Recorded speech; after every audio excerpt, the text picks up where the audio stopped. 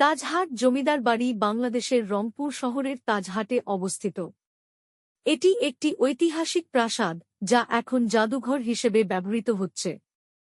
রংপুরের পর্যটকদের কাছে এটি একটি আকর্ষণীয় স্থান। রাজবাড়িটি রংপুর শহরের 0 পয়েন্ট থেকে দক্ষিণ-পূর্ব দিকে 6 কিলোমিটার দূরে অবস্থিত। এটি রংপুরের অন্যতম একটি প্রাচীন নিদর্শন।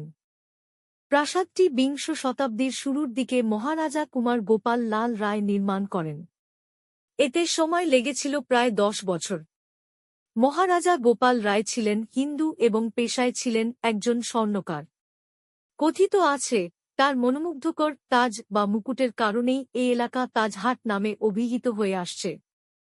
মার্বেলের সিঁড়ি বেয়ে জাদুঘরে উঠলেই রয়েছে বেশ কয়েকটি প্রদর্শনী কক্ষ, যাতে রয়েছে 10ম ও 11দশ শতাব্দীর টেরাকোটা শিল্পকর্ম। এখানে রয়েছে সংস্কৃত এবং আরবি ভাষায় লেখা বেশ কিছু প্রাচীন পাণ্ডুলিপি। এর মধ্যে রয়েছে মুঘল সম্রাট আওরঙ্গজেবের সময়ের কুরআন সহ মহাভারত ও রামায়ণ। পেছনের ঘরে রয়েছে বেশ কয়েকটা কাল পাথরের হিন্দু দেবতা বিষ্ণুর প্রতিকৃতি। প্রাসাদ চত্বরে রয়েছে বিশাল খালি মাঠ, গাছের সারি এবং প্রাসাদের দুই পাশে রয়েছে 2টি পুকুর। প্রাসাদটি প্রায় 210 ফুটের মতো প্রশস্ত ও 4 তলার সমান উঁচু। এর গঠনশৈলী প্রাচীন মুঘল স্থাপত্য থেকে অনুপ্রাণিত বলে মনে করা হয়, যার প্রমাণ মেলে মধ্যভাগে বিশাল একটি গম্বুজ ও দুই পাশে তার ছড়িয়ে যাওয়া দালানগুলোর একটা মসজিদের অবয়ব থেকে।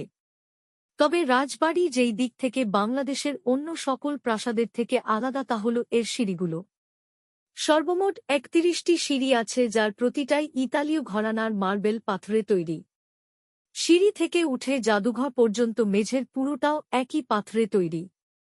প্রাসাদের সুন্দর ফোয়ারাটি কালের বিবর্তনে শ্বেতশুভ্র মার্বেল ও তার সবুজাভ নকশা কিছুটা মলিন হলেও এখনও এর জৌলুস বোঝা যায়।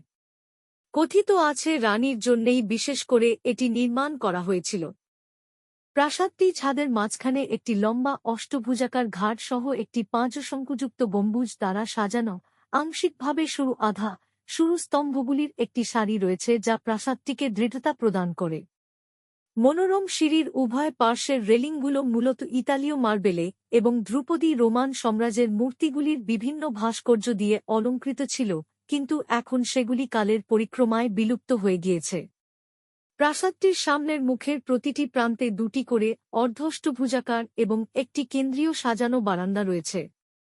বারান্দার ওপরের ছাউনিটি গোলাকার খাদযুক্ত 4টি সুন্দর সরু স্তম্ভের উপবহন করা হয়, যখন বিল্ডিংয়ের প্রতিটি সাজানো প্রান্তে 2টি অনুরূপ স্তম্ভ একটি ত্রিভুজাকার ধার দৃঢ়তা প্রদান করে। প্রাসাদটির খোলা প্রান্ত হতে পশ্চিম প্রান্ত পর্যন্ত ইউ আকৃতির মতো করে নকশা তৈরি করে।